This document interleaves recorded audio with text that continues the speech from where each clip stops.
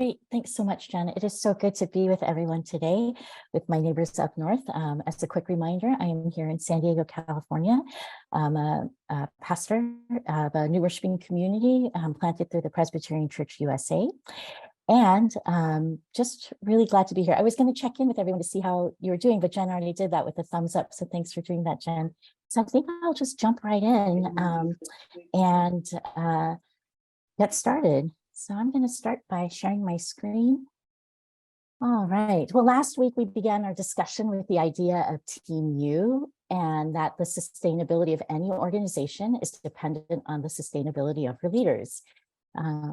So the question was, who would we need on our personal team so that we might be able to do our ministry work for the long haul? This goes for both pastors and lay leaders. And as I mentioned at our last meeting, I come from new worshiping communities or new church planting background. And so most of my examples come from there. And there was this church that had planted several years back, right, that ended up closing, not because of financial sustainability, but primarily because of the pastor's own sustainability. It wasn't well established. And so the church was actually in a really healthy place financially.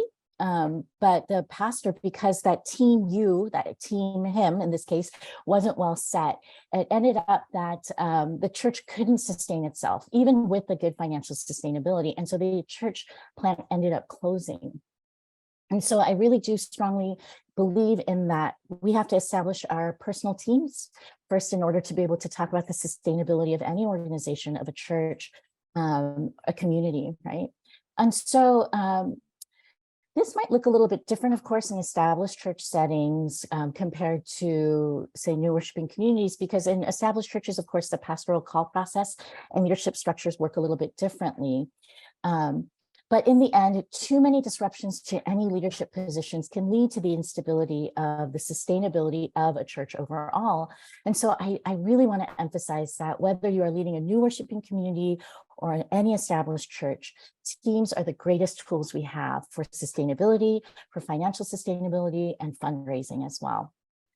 So today I want to start by talking about a principle you might be familiar with. It's the 80, so this was from last week. Today, I want to start by talking about a principle you might be familiar with, the 80-20 rule. In business, this rule is called the Pareto principle, which put at its simplest, right, states that 80% of outcomes result from 20% of root causes. In business, this might be a good thing.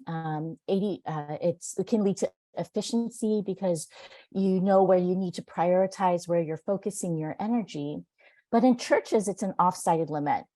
We say 80% of the work is done by 20% of the people. And so then the church kind of looks like this meme that I saw on Instagram, right? Church leaders deciding which volunteers to call when someone drops out on the weekend and there's no one there. And so we're thinking about this 80-20 rule. And if we want to be able to operate in this kind of way where 20% of the people are doing 80% of the work, the only solution is to be really big so that 20% of the people, right, is a huge number, right, able to do lots of different things. But as you are probably familiar with, the reality is that churches in North America are growing smaller. The average size of churches currently is said to be about 65 to 75 people. And so then that would mean you would have, if like 20% of 65 people is about 13 people who are doing the bulk of the work. And I know for some churches even that 13 people would be an amazing number of people to have to work together for the ministry of the church. And so we're really trying to work against this 80-20 rule that most churches seem to, and really most organizations seem to find to be true for themselves. And in churches, what is also often true of the 80-20 rule is that there's very little fluctuation on who that 20% consists of. It's usually the same group of people who rotate in and out of these leadership roles, right? And so it's been true of the vast majority of organizations, that I have been a part of. It's a dedicated few that keep it going. In some ways, it's not a bad thing, right? It's a good thing to have people who are so dedicated to the church, and we don't want to lose them. But the perpetuation of the 80-20 rule in church leadership leads to a host of problems that I'm sure many of you have experienced, right? The worst of all, as we talked about at the beginning, it can lead out to the burnout of the leaders, right? Because they're just doing all the work all the time, right? The other thing is that it creates an untouchable hierarchy that makes it difficult for others to be involved. And so what happens is if there's 20% of people who are part of the leadership of the church, and then all of a sudden it's that 20%, then it makes it hard for others to come in. There's fewer on-ramps onto leadership with the 80-20 rule. And if one of those part of the vital few leave the church, right, it creates a vacuum because there's no one to take its place, and it affects the overall sustainability of the church. And so when we're talking about teams for sustainability, one of the things that we want to consider is how we're identifying who and how many are on the team. In church, the wider the team, the better. And so I'm not saying that we need lots and lots of big numbers, but we just need it to the church leadership structures to go wider, to bring as many people who are part of the organization or the church into the team as possible, right? And so we need multiple people to take up multiple positions in our team, like you do in hockey, right? There's a team position for everyone. And so we just want as many people to take up all of these different positions, right? And then the ability for others to be able to move in at the right time. And this is a biblical principle, right? In 1 Corinthians 12, it says, we are the body of Christ, and each of us has a part in it. In Presbyterian churches, we naturally have teams as part of our polity. We have a session comprised of elders. We have deacons, right? In fact, a joke I often make with Presbyterians is that Presbyterians, we love committees, right? We love committees and subcommittees. At least that's the Presbyterians that I know. Everyone loves a good committee, right? So it's within the DNA of our church's polity to have teams, and we do. But oftentimes what it looks like is there's a visionary leader, right? A charismatic leader, usually the pastor, right? And then others who carry out the tasks that leader sets. And that's often how we find the hopefulness of sustainability is we say, okay, well, the old pastor, the old visionary has left, right? And so we just need a young visionary leader to come in, and that's going to make everything work out. It's going to draw everyone back to the church, right? This is efficient and it can work well. And we do indeed need people to carry out the tasks that a visionary leader can set, right? But I also want to say that it's that the world is changing and the church is changing with it. And so I think it's a good time to think about how to think differently about how we're doing teams, right? And so teams are not just top down, one leader, visionary leader who sets out tasks for the rest of the team to fill, right? But now we want to think about teams that are made up more of load-bearing leaders. That is, people who share the responsibility of the vision and future of the church. So it's not that those tasks don't get done, right? It's that we look at the people before looking at the tasks. So what might this entail? It means taking an asset-based approach to leaders and leadership development, right? You might have heard of this term, asset-based community development. It's developed by John McKnight and John Kretzmann in their book, Building Communities from the Inside Out, right?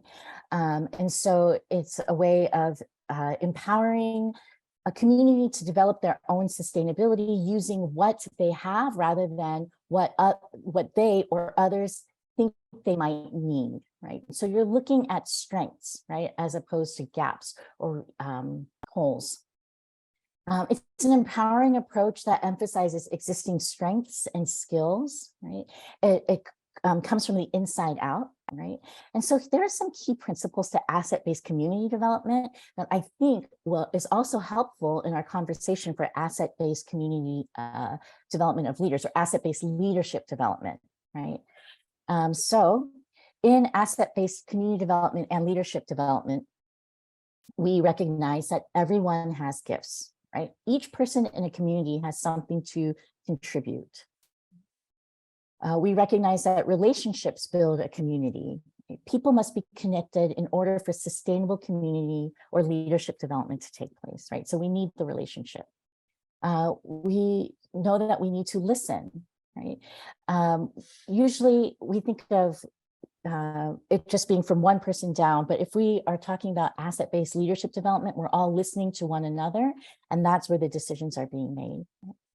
We asking for ideas is more sustainable than giving solutions. And I really appreciate this one, because what this is saying is that that the more that we can brainstorm together, the more ideas that are out there, the more that we're listening to one another.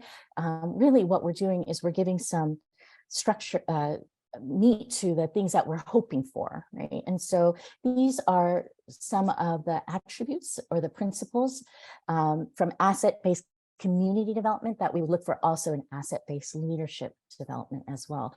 Really looking at the strengths that a person in a given church has to contribute in order to be a part of the team. And so I want to take a quick break here, actually, and in a second. And what we'll do is we'll do an exercise in breakouts, and I want to call it human asset mapping. In asset-based community development, what you might do is you might take a map of a community, right, and just look at what the assets, the strengths, the gifts in that community are, in a neighborhood might be. And so in human asset mapping, right, what we're doing is we're looking at what different individuals who might comprise of a team, so different group of leaders, of individuals, what kind of gifts and strengths do they bring, right, to a leadership team, right? And so we're trying to make this go out as far and as wide as possible, right? And so in our breakouts, what I would encourage you to do is find someone maybe to be the, well, you can all do it, but if you want somebody who's just going to scribe, and you might want to draw a figure that looks like the gingerbread man that we have here, right? And then in your breakout room, you might want to imagine that you are a team together, right? That you're part of a church together, right? And you start to identify the different gifts of individuals in your breakout room as if you were a team together, right? And so then you want to use some categories, maybe like hand, feet, heart, head, etc., and then start mapping them on the body. And then the other thing is start to see if there are any clusters that form, right? Are there more that are in the hand? Are there more that in the head, more than in the feet or in the heart? And start to see if there are any clusters that form, and see what might those clusters be telling you about the assets you have to help your sustainability. All right, well, people are making their way back, so welcome back. I'm just curious, let's see, okay, I still only have one page, so I'm assuming that people will. Yeah, people will join in soon. Yeah, in a second. But I'm curious, how was that for you? What came up? What questions might have come up for you? Dale, I see that your hand is up.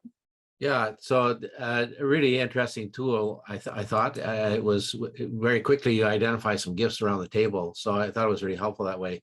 One of the questions I have is that in the context I work in, is that when you're in a changing environment like we are in the church, you may have had a group of people who came who had a certain set of gifts for what the church required at that point, but now the gifts required are very different. And those same people are at the table. And that makes it very difficult, because you either have to equip those people, but they may not actually, that's not actually their gift, or you have to find a way to almost replace those people or bring in new people with those gifts. And I think that to me is one of the real challenges in a changing environment. Yeah, thank you, Dale. I mean, I appreciate how you're putting out kind of the reality of the landscape of the church right now. And that is one thing I think that is helpful about this asset-based leadership development is rather than, again, trying to see the gaps, right, or the needs, which are there and are apparent, right? You start with strengths. And so when you start with the strengths of a church, what ends up happening is you're able to fill those gaps a little bit better. And so even with the same group of people that you have that you feel they don't have these gifts, these giftings actually can be adapted to the needs as opposed to the other way around, if that makes sense. And so it requires some thinking outside of the box. It requires a little bit of imagination and creativity, which also I just want to name that there is in this time, like the amount of energy or strength or energy, enthusiasm, maybe, it might be a little bit waning, right? But it's always more helpful to go with who you have, what strengths they have, and then what they're able to offer in terms of filling those needs, rather than thinking about the needs that you have and then trying to fill those needs. Because in the end, that does require finding new people, rather and new assets or gifts or talents. And so I would say that that's like, we just have to shift our way of thinking in that. I don't know if that helps to answer your question, Dale, but that's where I would go. Yeah, I mean, I would agree with that. I think the challenge with that is that if you got a trombone player, but you need an opera singer, the challenge of getting that trombone player to become the opera singer is huge. So I think that's just the challenge that is out there. I think that, but I mean, I agree with you. In generally, you always try to find the strengths and work with them. Yeah. I just think in our system, what I see is that some of the gifts that are now needed around the table, they're just not at the table.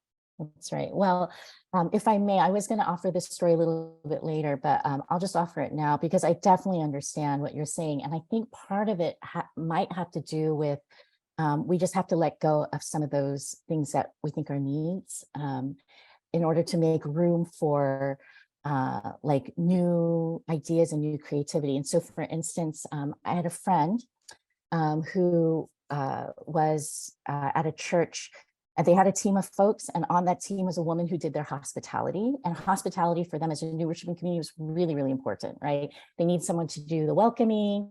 They needed someone to like I think she also did the food and things like that. And then she had to move away.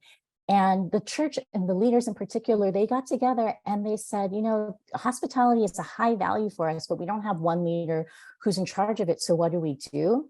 So they had a couple of attempts at other leaders who were there, right?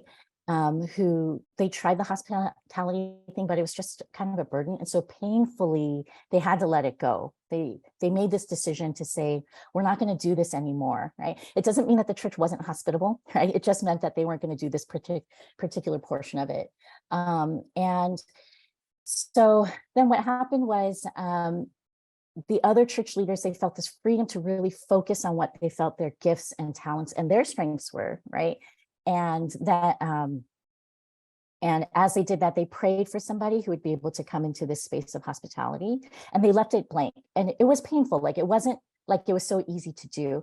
But what happened was this created this spaciousness for new risks, for new trials, for new experiments, right? And what happened was, in the sense of like letting it go, there was an empowerment. Right? Instead of saying, wow, this change is happening to us, they said, we're going to let it go. And it's active, right? And we'll see and proactively make a room for change, right? And so at the end, the conclusion of this story of our friends is they let it go for several months. It didn't happen. The church still went on.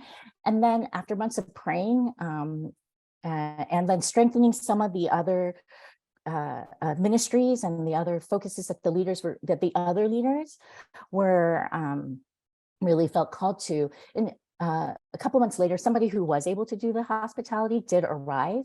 And so, of course, I have a friend, when he talks about load-bearing leaders, the first thing he says is pray them into existence, right? And so I love that because it turns out, like, for a lot of times, like, this is really where we see the strength of this, right? And so, and the other thing that happened was the other leaders, they didn't feel burned out because they were doing something that they weren't called to do, right? And so the church thrived, and the group was really able to come around this sense of being life-giving in their own kinds of ways. And then, again, that gap was eventually filled.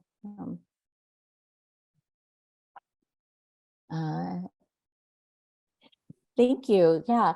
I'm going to jump back in a second, but that is one thing that I want to talk about. Like, oftentimes when we look at like a map like this, right?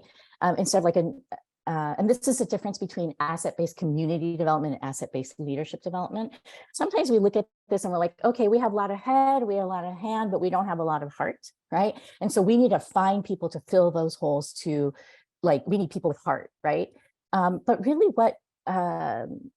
what we want to do is work with the strengths of like the people with the hand and the heart. And so I mentioned strengths finders last time, and I've been doing some work around that. We do that within the PCUSA when we do assessments for new worshiping community leaders.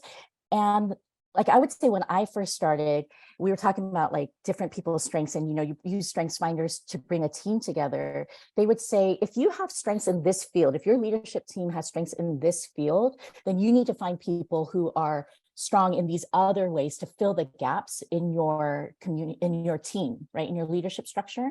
And now, probably about 3, 4, 5 years ago, maybe, that started to shift, where it was no longer try to find like people to fill the gaps of strengths, right? So if you have like people who are strong in communication, and you have people who are strong in like outreach, then you have to find people who are strong in like administration, right?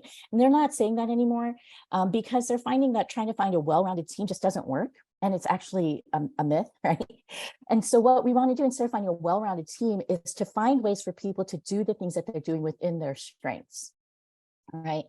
And so you might, so it really is actually creatively looking outside of the box of the tasks that need to be done so that it can be filled with the strengths that people have.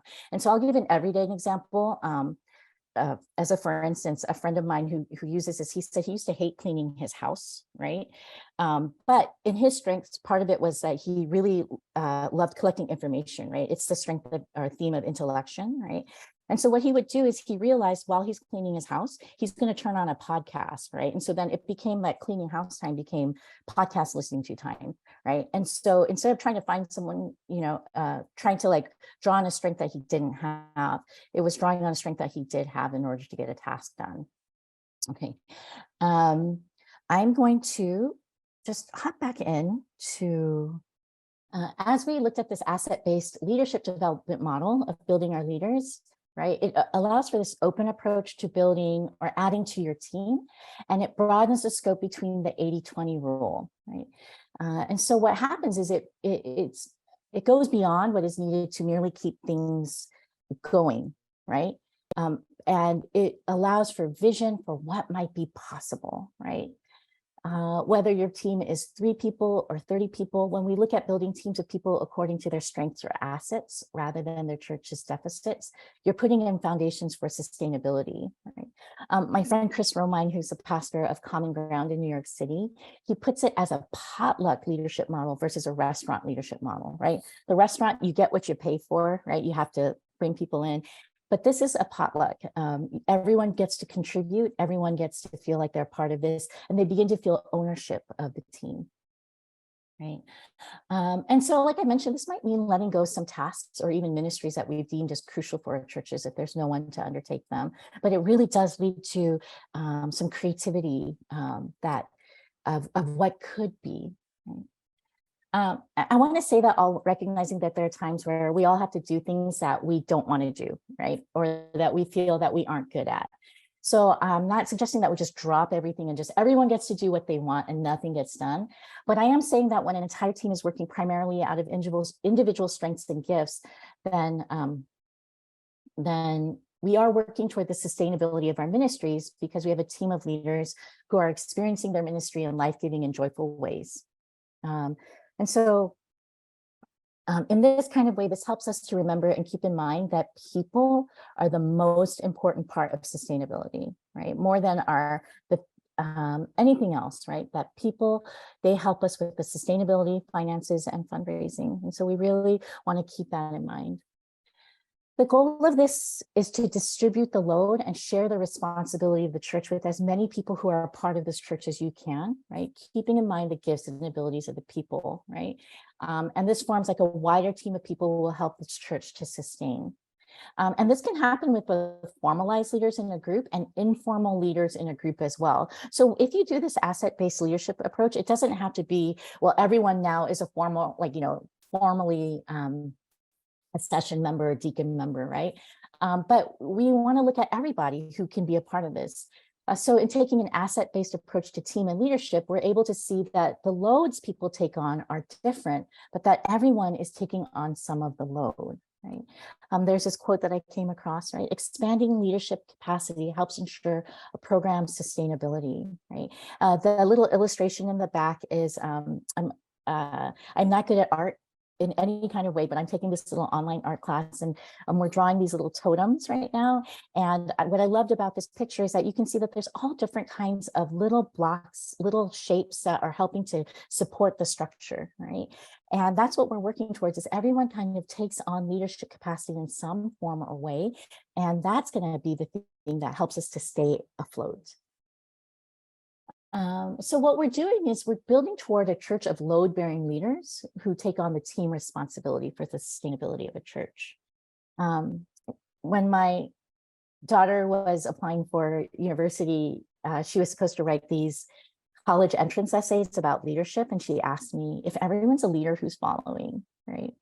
And that's the beauty of this distributive sense of leadership, right? We're all leading and we're all following one another according to our own strengths, our own gifts, and our own expertise, with Christ as the head. So it's the belief that we're all leaders, and that leadership can be a skill that is learned and developed rather than something that is innate, right? Often we believe that someone is a born leader, and there are people who have a natural gift and inclination towards leadership. But we have to also believe that leadership is something that can be learned, right? That it is something that can be developed and even discipled. So then our priorities might begin with providing a lot of on-ramps in our churches to leadership rather than a few, right? And so rather than the on-ramps to church leadership being session or deacon, we give as many on-ramps for leadership as possible, whether it's trying new things or taking on current ministries, and just setting up a culture, right, where risk is natural, and it could be starting with small risks and leading up to like bigger steps of faith is really actually more than risk, is how I like to put it, right? And then we can see that then maybe leadership training becomes, as I mentioned, discipleship, right? There's a culture of leadership training that's in place, right? Whether that's through mentoring or teaching or classes, right? And then I would love it if we actually saw leadership development and team ministry as part of our spiritual practices. These are the things that help us grow closer to God and to be able to be a part of God's work in the world. And so in the time that we have, maybe for about 7 minutes this time, I would love if we could do one more set of breakouts, right?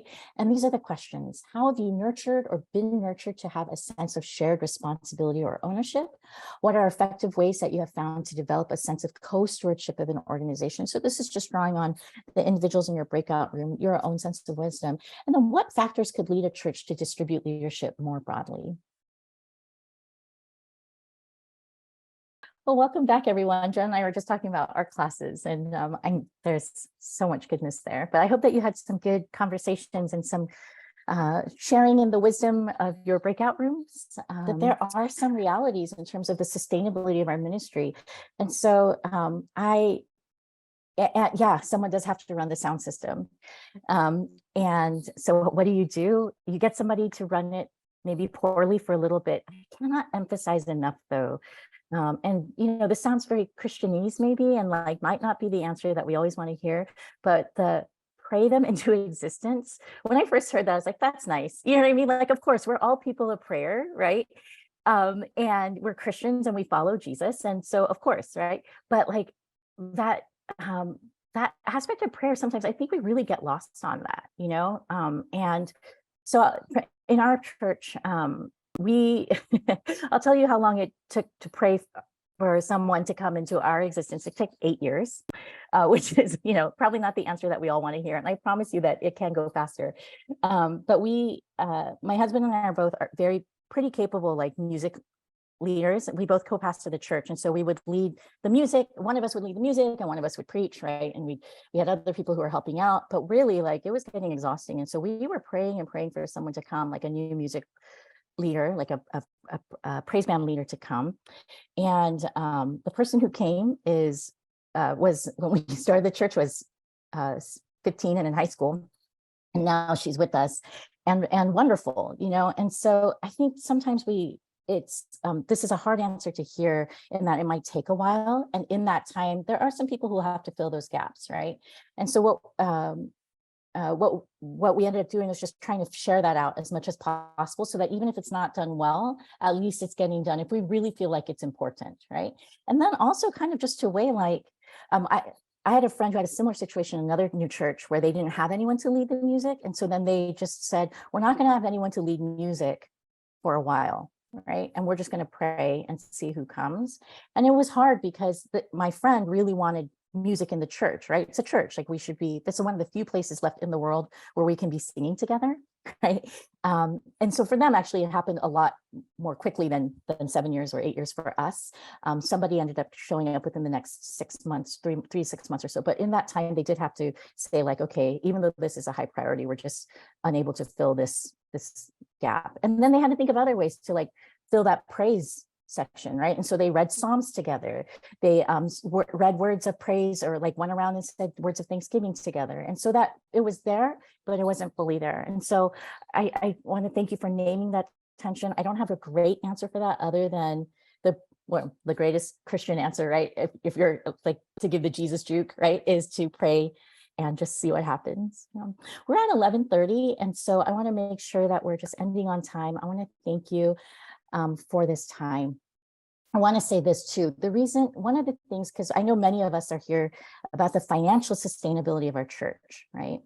And so I want to talk about teams in just 1 minute, why the team aspect, right? A wide team is really important. And it has to do with trust.